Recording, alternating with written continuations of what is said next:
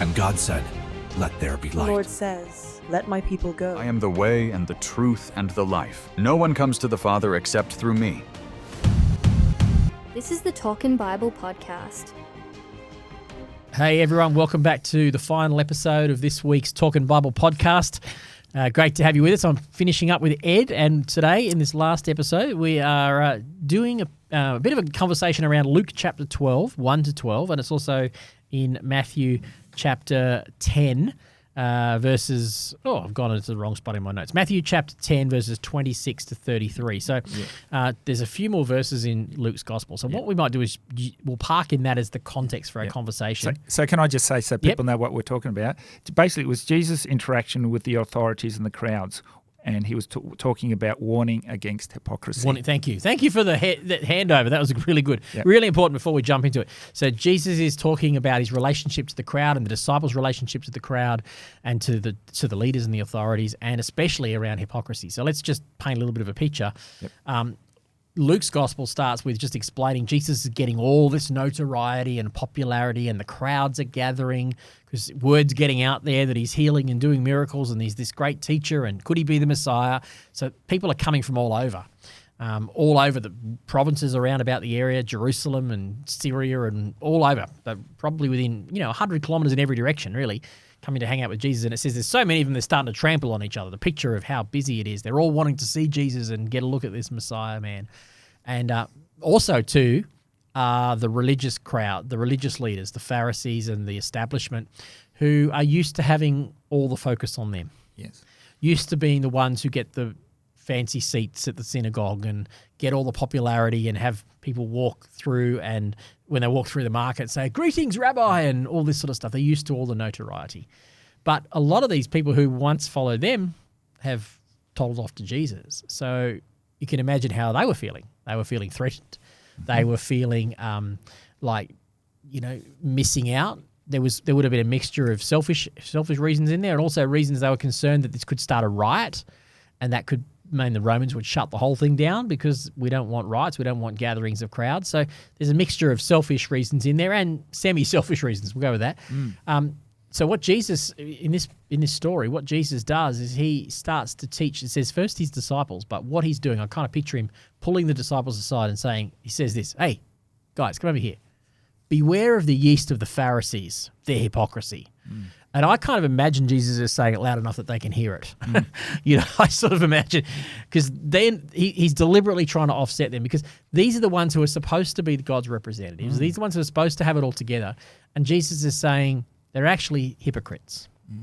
And be aware of that. And then he goes on and says, because all the hypocrisy, all the hiddenness, because hypocrisy means you're not a what. That's right. Yeah, I had a Cambridge version of what hypocrisy was, and it says a situation in which someone pretends to believe something that they do not really believe, or that is the opposite to what they say or do. Yeah, and that was pretty much with the Pharisees. That's what they did. Yeah, they were living a duplicitous life. What you see is what you get, people. Yeah. So what they appeared to be in public, appeared all gracious and flamboyant, but really what they were doing was they were craving it all for themselves. Yeah. So the word hypocrite, we get the word hypocrite. The Greek word is hypokritos, I think, or something like that. Yep. And it's actually the mask that it's the mask you see in ancient Greek plays. They put over their face. Yeah. So they would represent different characters. That's how they did it. Yeah. And so basically that's where it came from. You're putting a mask on. You're pretending to be somebody you're not. That's where we say that's what a hypocrite is. A person who's pretending to be someone they're not. Yeah. And that's what Jesus is rebuking these guys for. He's saying this yeast, and I love the word he uses, yeast there. Yeah. Because that's because it festers. It builds up. It builds up. It grows. It spreads through. It spreads through. Yeah. So what he's saying is this hypocrisy. If you're not careful, it's going to get out of control. It'll get on you too. Yeah. It'll grow up and it'll fester through things. So it infects everything. So hypocrisy can do that. If you're Jesus is saying, be on the guard against serving a hypocritical leader, because if you do, it'll get on you. You'll become a hypocrite too, and then it festers and gets worse. And he's saying, hey, that might happen for a time, but Jesus says in the end, the time is coming when everything that's hidden will be brought out into the open. And then that finger, instead of pointing out there, starts to point in. Yes. And that's so true. And I think that's kind of what you were saying to me, is where where this spoke to you, wasn't it? Yeah, this is where it spoke to me. Is this, because we can be so afraid of people and what they say and what they do to us, and basically, Jesus, God is not saying, it tells us not to be afraid of evil people, because it says, because your sin. So, for example, with your own sin, do not conceal to your God what you try to hide from Him, because at the end of time, all will be brought to the light and open to God. So really, what you should be doing is humbling yourself and going, I'm this and I'm that, is that you really should be saying, I need to confess my sins. I've slipped up in front of you, Lord, and I ask for forgiveness before you judge me. I want to be able to judge myself first, come to you humbly, and then move on in a better light with you and other people. So good. So that's what I sort of caught on from that. Because in the end, it'll come out anyway. In the end, it will and I would rather it come out now and have God's grace on it than come out on a giant movie screen behind me where everyone sees everything I've done. Yeah, yeah. And I'm embarrassed. And then Jesus can stand up for it and go, hang on a second, he did all that, but every time he came to me with a right heart. Yeah, that's right. And he wanted to change. And that's the opposite of hypocrisy. I would say, it's transparency, which is the opposite of, if you're putting a mask up so that people can't see the real you, drop the mask is transparency. We're doing a series later in the year, it'll be after this, I think. Yes, it'll be after this series that we're in now. Towards the end of the year, we're calling it Unmasked. Right. Yeah. And it is literally about that. Let's drop the masks and be real people. Let's be transparent with one another. Let's not judge one another. Let's support one another's transparency, because that's the way to live true, healthy lives, is to have each other's back. Yep. Not be out there with a knife in the back of someone, but actually have each other's back. Yeah. Stand back to back rather than stand behind with a knife. Yeah. Yeah. And I added that too, because people always, you go to the dentist and the dentist hurts you and you think you're dying, honestly. But it says, I had another thought too, because I'm going, sometimes you're going, I don't want to die a horrible death. I don't want to be crucified. I don't want to be in a car accident and die. All these things that can happen. And you go, don't be afraid of people or circumstances that hurt your body, because God is more interested in your soul. So your body's important, but he's in your soul. So be more afraid of the one that can destroy not only your body, but that can destroy your soul. So it's about priorities. It's about priorities, because Jesus will be the one that will say, good and faithful servant, or I'm sorry, mate, you're off. I don't know, whatever hell looks like.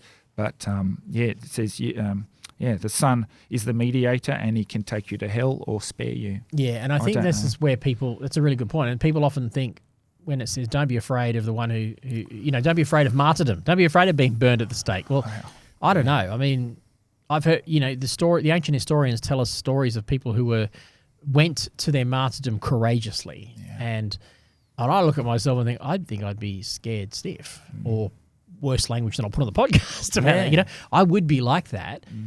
And part of me wrestles with that and go, well, would that make me less of a Christian, that I somehow wasn't marching to my death in faith? Yeah. I have to think that, no, I'm an ordinary person. Yeah.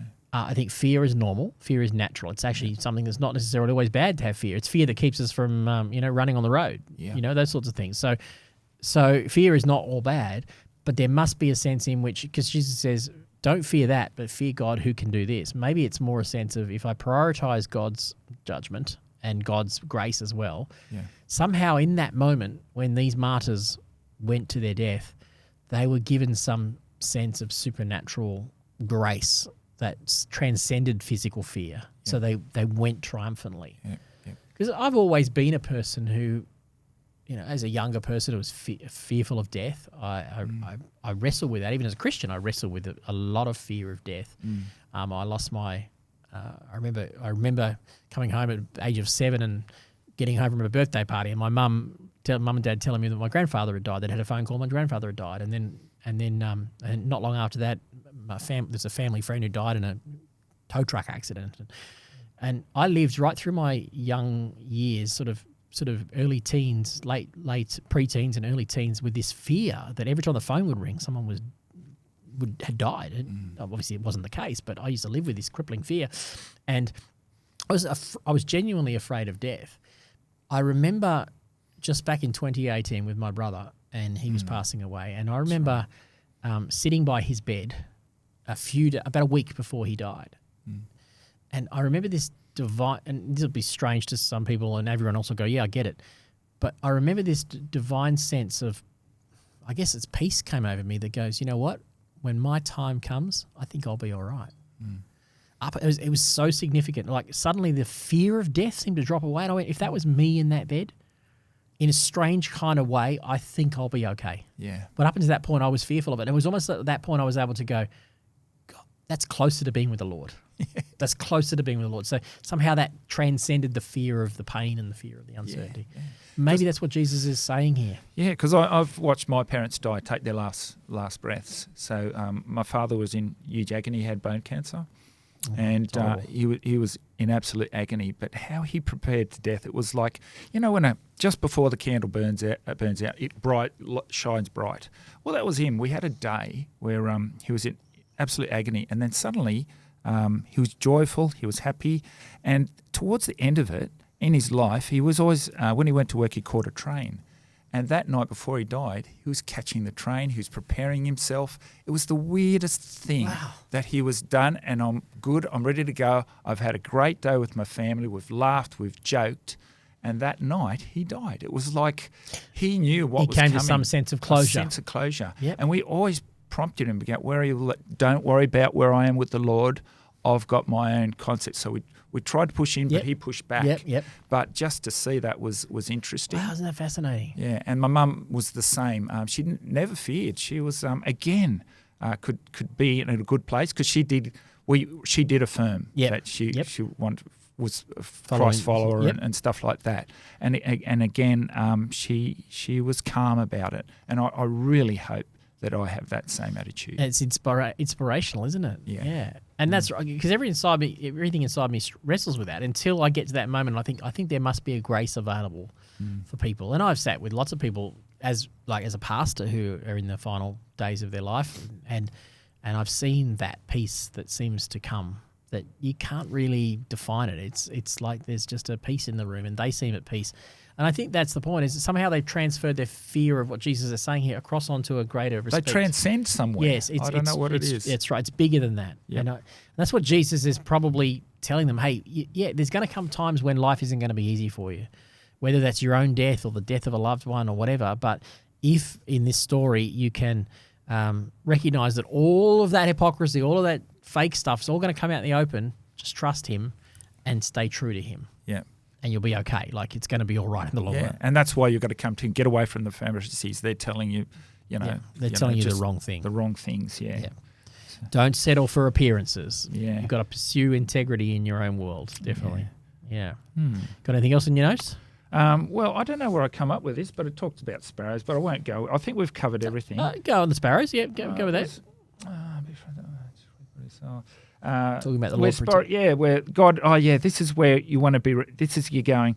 It was talked about the sparrows where even the Lord knows. I think was it when they. I can't remember. Yes, well, he says in the Sermon on the Mount, even when they die, Sermon on the Mount says, don't worry about what you will eat or what you will drink or what you will wear. That sort of stuff. Yeah, but even after death, he talks about. Where is it? That God values and cares for us, even though we die amongst a million or billion other people. It's like there's millions of birds. Yes. And we will die, we will fall, and we are not to worry.